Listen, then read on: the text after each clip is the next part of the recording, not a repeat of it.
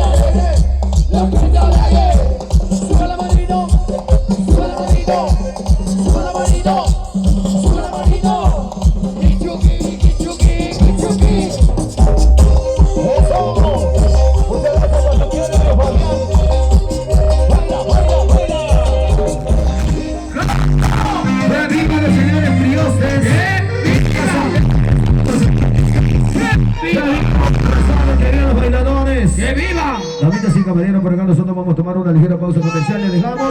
Le dejamos con su botellita, le dejamos con su cervecita. Sírvase, sírvase. Los que todavía no han comprado cervecita, allá en la esquinita de la señora Miriam, en la carpita blanca en la esquina, junto a la pancarta Centinela de Cotopaxi.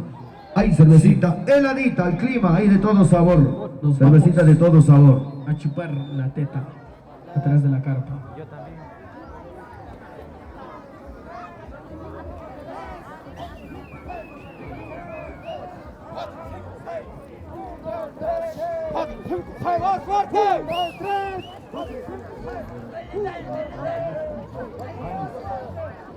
Lo que necesite baño público, acá cerca del escenario está.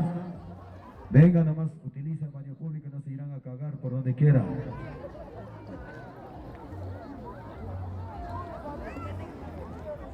Gente, infórmese, llegue, vaya pidiendo la información en la cooperativa de ahorro y crédito Centinela de Cotopaxi. Hay varios beneficios. Tupamales, usted como que es más o menos estudiantado en Cotacachi, dígalo.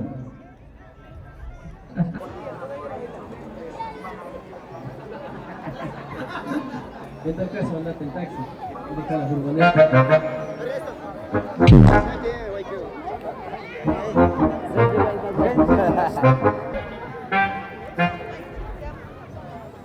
Bueno, ahora sí, pónganse en fila, señores bailadores.